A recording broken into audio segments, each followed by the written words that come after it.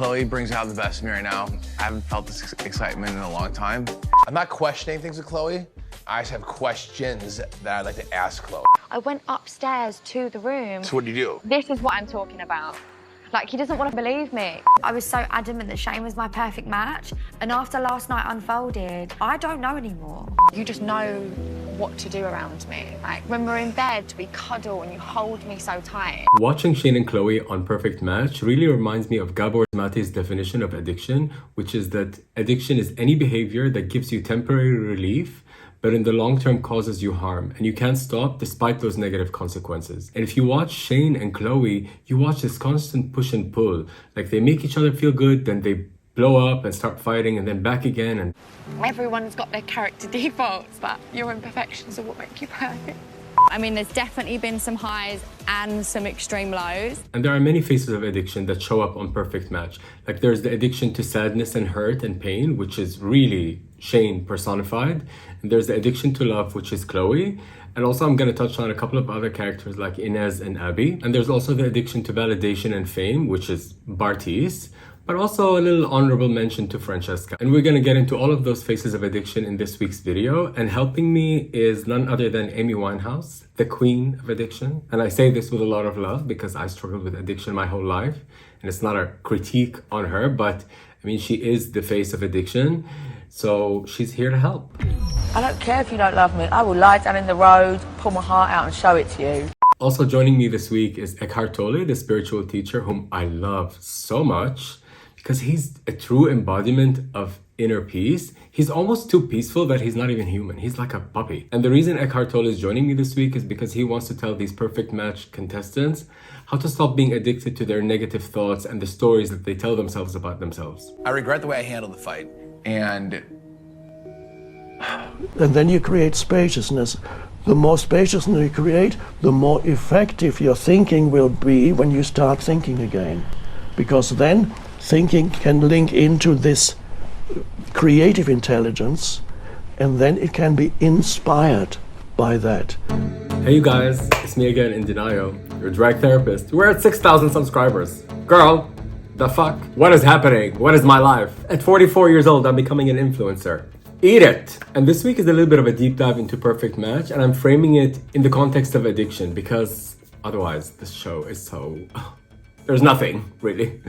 So you have to give it a nice little frame, and the thing that stood out for me is addiction. So we're gonna dive deep in. And next week, by the way, I'm gonna do a little bit of a personal video where I take a look back into my drag videos, but also talk about my journey with anxiety and addiction and all that stuff. Because I'm actually visiting my family next week. I'm gonna go to Dubai and I'm gonna be there for 2 weeks while season 4 of Love is Blind comes out. So you're also gonna get an episode of that. I made the wrong choice, and now I'm gonna propose to another woman. Are you kidding me?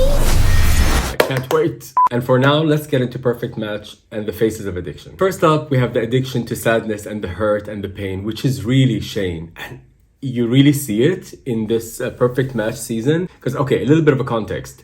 So the way that it works at Perfect Match is you're coupled up with somebody, and then if you win a challenge, you have the chance to bring somebody else. And Shayne was coupled up with Chloe and everything was going perfect. But then when she saw on the board that she could potentially bring in this guy called Mitch, which she had something with on another show, The Circle, she's like, all right, let me bring in Mitch because there's clearly unresolved issues.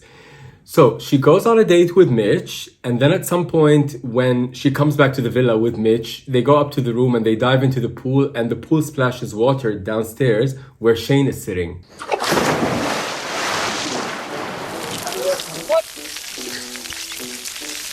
that pisses me off. Shayne can't... oh my god, he flips out. You make out with him. I am sorry. Get me the fuck out of here. I am not looking for a relationship right now. And even though she leaves Mitch and comes back to him, he just gets so hung up, like something, it's almost like his mind is addicted to being hurt and he can't let it go. Even though she literally left Mitch and she's like, okay, I wanted to explore that and see, but there's clearly nothing there. Mitch doesn't want a relationship. I want you. I'm in love with you. And he just decides to go back to that pool. How could you splash water on top of me? I didn't intentionally pour water over you. It still sucks to think about it. Yeah, exactly. Don't think about it. But of course, it's not that simple, because when you talk about being addicted to sadness, you're actually addicted to a loop of negative thinking. And this loop, it's almost like your trauma-led beliefs prevent you from seeing anything positive happening, almost to the point where you no longer believe that things will ever turn out well for you. With Chloe, it's like I've never had a connection like this before in my entire life. I mean, I was self-sabotaging. I was basically trying to end it before she could end us. But why does this addiction to sadness and negative thinking happen? First reason is learned helplessness and being chronically traumatized. And if you analyze Shayne, he was still very hurt about Natalie leaving him at the altar from Love is Blind. Falling in love that quickly again, it's a lot to handle. I didn't want to get hurt again, so I thought I'd take it into my own hands. I'm just trying to express how I feel, okay? You've told me 1,000 times tonight how I made you feel. It was even more embarrassing than when someone stood you up at the altar. That's not fair. And losing his mother, who is, like, admittedly was his best friend. And if you saw them on Love is Blind, you see the connection between them. It's just too sweet. And his mother is like, just like him, like a little grown-up baby. I'm happy. I'm very happy. I know you are, I can tell. Yeah. Don't make me start to cry.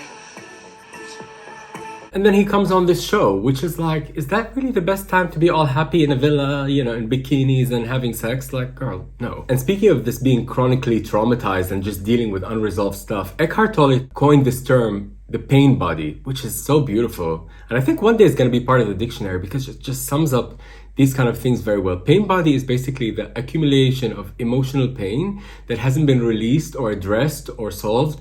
And then it becomes this almost like this thing that you bring up every time something happens. Like, for example, a good example of a pain body is if you're with your partner and, you know, you suddenly blow up and start fighting over the dishes or like taking out the garbage in a very explosive way. That is the pain body. That is some old shit coming up and just taking over the situation. So when Shayne saw Chloe coming back to the villa with her ex, Mitch. Everyone, this is Mitchell. Chloe was on a date with her ex-boyfriend, Mitchell. That's tough to see. It's cutthroat out here. Yeah, that show is really cutthroat, and it's definitely not suitable for people dealing with some mental health issue, which brings us to the second reason of why people become addicted to sadness and negative thinking. It's undiagnosed mental health issues. And I don't know, I'm not a therapist. I always need to put that as a disclaimer, but I'm just someone who loves human psychology and analyzing, and starting with analyzing myself. But I think it's fair to say that Shayne is dealing with some issues. Like, I don't know what they are. Anxiety, depression, PTSD, who knows? ADD, God knows what. It almost doesn't matter. But he needs to go get some help about it. I just feel like I'm butting my head off a brick wall. Oh, really? You explained the fact that you celebrated the fact that, like... He picked me up and chucked me in the pool. Did I know you were sitting down there? I didn't celebrate the fact that you had left the house. You celebrated going to the pool, though. I didn't celebrate. And this is what I'm talking about. Because people like Shayne have trouble regulating their emotions. And the longer you leave that untreated, yeah, the harder it is to heal. And no one knows that better than Amy Winehouse, who once in an interview, when people asked her, like, what's your next album about? She's like, of course it's gonna be about heartbreak once again. So where's the next album gonna come from? I really don't know. I mean, I'm quite a self-destructive person, so I guess I keep giving myself material. Something's gonna go wrong. Yeah, something always does. And the third reason for staying addicted to your sadness and the pain and the hurt is that addiction is positively reinforced and rewarded. Gentlemen, I'll remind you that anyone left without a partner at the end of the night has to leave here alone. And in this case, by the reality TV producers who actually benefit from these people staying in their pain. Because we like to watch that. And so it's like a whole loop. So we're actually rewarding them for staying in their troubles, because that's what we want to see. We want to tune in for the drama. And the reason why producers are able to exploit that in people is because they know these people, these characters that come on the show, are so desperate to be on TV. Which brings us to the second phase of addiction, which is addiction to validation and fame, which is pretty much all of them. But I'm choosing to focus on Bartise because, a lot of people asked me to focus on Bartise, and Bartise is like, if you watch his trajectory on Love is Blind and here on Perfect Match, you see how much he just wants to stay on. He's not actually forming any real connection with any of these girls. I feel compatible with both of them. There's 5 guys, 7 girls, so the power's in my hands today. So I need to give myself the best possible chance to find my perfect match here, and I have to figure out who I am and what I want. And when we say someone is addicted to validation, that means that person relies so much on the praise of others for their self-worth and will literally turn to anyone to get a hit. Because it is like a hit, you know, that validation. It's like, okay, I'm somebody again. Like if I'm meeting a girl for the first time, they're a lot of times nervous and like stumbling over themselves, and you were not that way. I was like, this girl can run her shit right here. So I was like, hell yeah. Yeah, Bartise literally tried with every girl in the villa. And sometimes, like, as a viewer, you're like, there is zero chemistry. Like with Elsie, with Inez. Cheers to potential perfect match. What? What I look for is just comfortability. I'm just like looking in her eyes. That over there. Oh, this is so cute. It's cute, huh? Let's lay down, get cozy. Yeah. Like a little picnic. And especially with Abby, who is this bisexual girl that was first interested in Francesca and then suddenly in Bartise. We did have a great date, but like you were obviously on my mind the whole time. Watching these two, you're like, how is this even a thing? Not because she's bisexual. I mean, bisexual people obviously like both genders, but I did not see the chemistry. And I was so surprised by how much she believed that there was a connection between her and Bartise. Like, what? And all of that, of course, is just to stay on camera. And you can really see that need to be on camera so, like, intensely with Bartise in every scene, pretty much. But there was one scene where he and Shayne were so worried that they're gonna stay or not. And Shayne is obviously worried, I mean, does Chloe love me or not? But Bartise is like, am I gonna still be here? Everybody is up for grabs tonight. 2 people are going home. I am worried for Shayne specifically. I'm worried for myself specifically. You bond through trauma. And me and Shayne experienced trauma tonight. We were both blindsided and we were both turned down by girls that we care about. And of course, a big sign of being addicted to validation is that you are obsessed with people being interested in you. It doesn't matter who. Which really showed up with this Abby girl who eventually figured it out, like figured out what Bartise is all about. We've had the same conversation where it was like, we're good, we're fine, everything is good. And now you're saying, maybe not. I don't like that you can switch up that fast. Switch up how? I'm saying I don't want you to switch up what you're saying in 1 hour to the next. There's a small bit of uncertainty. But you know, this girl Abby herself said, we had an agreement and like, I'm a dumb bitch sometimes. like many girls on the show, Abby's need to be attached to someone will trump her ability to see that there is no real connection. There is no authentic connection there. But you just need to be attached to someone. Tonight, I'm choosing Bartise because the confidence was there. Have you seen him smile? Have you seen the man smile? You know, it's that mentality of, you know, I love that boy with dirty hair who rides a motorbike. It's very all or nothing. I like that, you know. Yeah, but for the guy, for someone like Bartise, who's the object of that blind obsession, it's all very casual. I feel like I did what's best for me at the end of the day. It's unfortunate that there's been a casualty in the mix here, and that's Abby. Woo. Anyway, everything's fine. Where the guy I was seeing went back to his ex-girlfriend, I didn't really have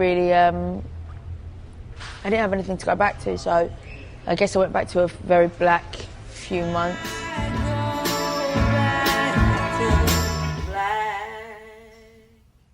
But someone like Bartise is not alone in this, because our society rewards this kind of attachment to superficial things, and just whether it's be it staying on TV or staying on social media or being seen like you have love in your life rather than having actual love in your life.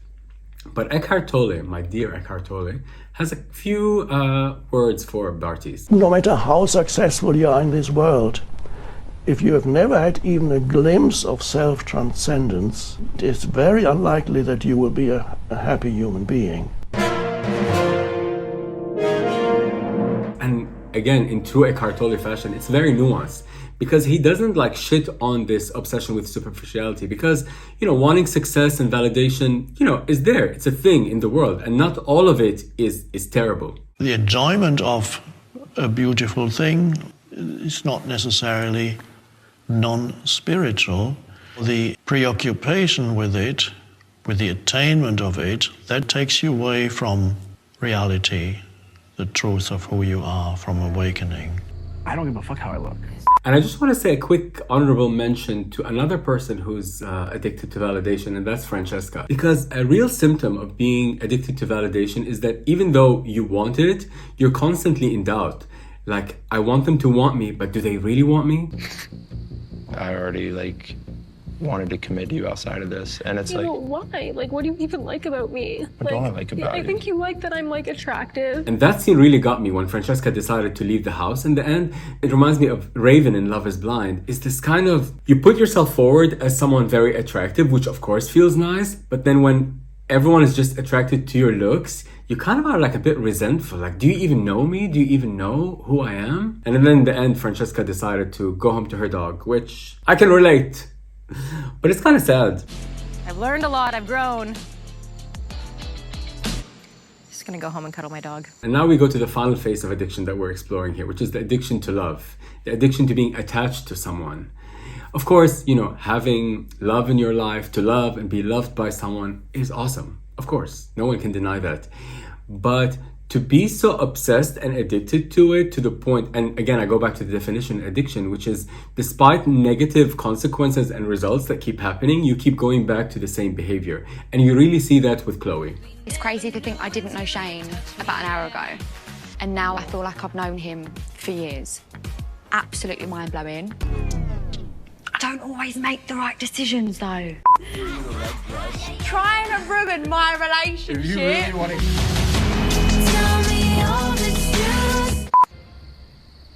Do you know what you want? I just don't want to pursue this and completely put the spark out with Shayne if you're not serious about this. I don't do well with commitments in terms of dating. It's your unperfect match. Because Mitch also did this to her when they were on the other show together called The Circle. And even though he's clearly like not into having anything serious with her, she still went back to him because there was an itch, like something unfinished. But then she realized finally that, okay, there's no hope with Mitch, so she went back to Shayne. I've got a poem for Shayne, so please can you take my hand? It's never been more true. I can say I found my perfect match and I'm falling in love with you. After that whole fucking pool incident, like, it's... After all what? The pool thing. I've literally just told Shayne that I'm falling in love with him, holding a fucking banana. You don't want to talk to me in the morning? No. And I shouldn't have reacted that way. I get it. I still wish I would have handled it better, but... I don't care about anyone else's opinions of us. I know that I am certain that Shayne is my perfect match. And how do you know someone is addicted to love? First of all, you see difficulty in maintaining healthy relationships and constant seeking of romance and this fairy tale, and always feeling uprooted without a partner, like you're lost without someone. And Chloe is not the only one. There's also Inez, who is this half Moroccan, half French girl, which is another Arabic princess like yours truly. Yeah, this girl Inez it's very interesting. Like, it's almost, I mean, she's beautiful, she's smart, she's well-spoken, she's also classy, she doesn't like get trashy, but it's like she has no standards. Like, she will literally try with every guy in the house. Can you just listen? I'm sorry, I'm listening. As much as you're getting on my nerve, you're the only one I care about. I'm no person to judge the fact that you have feelings for Francesca. Take it slow. But the reason I chose to focus on Chloe is because, I mean, how can you not love Chloe? She's adorable. Are you an Olympian? No, I studied abroad there when the Olympics were playing. And speaking of Chloe, can we talk about Mitch? That guy that left her and then made her go back to Shayne? That guy, first of all, how dare you hurt Chloe? No, but seriously, this guy, his thing is that he's a virgin. Mitchell's still a virgin! So he's against having sex and he doesn't use fuck, he's always like furk. But girl, I can't with these people who focus on the specifics and not zoom out to look at the bigger picture. Because if you think God is against you having sex before marriage, why are you even on a show that is all about hooking up? This obsession with just details rather than looking at your behavior, like he kisses, he makes out with girls, he's on these shows, he's constantly flirting, and the way he's just like selling his body on social media, but you're against having sex? You're focused so much on things that are superficial. I can't with these people. But someone a lot calmer and a lot wiser than me has a couple of words for Mitch about that. Celibacy, for example, refraining from sexual activity without realizing that they spend large parts of the day thinking about sex. So yeah, outer renunciation is not really the main thing. The true renunciation is attachment to, which operates on an inner level. But to go back to the subject of this video, which is addiction, no matter the kind of addiction, the first thing you need to do is start questioning the trauma-led beliefs that make you get stuck. And of course, you have to learn how to be alone. And this is not just for the addiction to love, because all addiction is actually rooted in having no connections with other people. That's why you go to your addiction, because it's almost like your best friend. And you have to start observing the patterns in your own behavior, which goes back to questioning your trauma-led beliefs. But the idea is basically being able to step outside of yourself and observe how you behave, how you relate to other people or not relate to other people. The antidote to addiction is being connected to other people. Because for example, if we go back to Amy Winehouse, a lot of people think that she's really addicted to alcohol and substances. Yes, on a surface level she is, but actually what she was addicted to is love, by her own words. What makes you crazy? Prescription drugs. No, what makes me crazy? Alcohol doesn't do nice things to me. I'm quite a horrible drunk. Quite a horrible drunk, actually. But it is your drug of choice. Love is my drug of choice. So rest in peace, Amy. I love that woman. My God. Maybe this is a good opportunity to dive into her catalog of hits, because her songs are beautiful. Like, she was so intelligent, almost too intelligent for her own good. Like, she used her intellect against herself. Like, if you read her lyrics, like, so insightful. But she was just thrust in the world of fame. Like, one thing I'll never forget about Amy from this documentary that was made about her, like the night where she was celebrated and she won all these Grammys, like the things she thought of was like she just wanted to go back to her hotel room and do some drugs. Imagine how sad. So yeah, rest in peace, Amy. And guys, this is the end of this video. Please like, comment, and subscribe. And next week, I'm gonna be broadcasting from Dubai.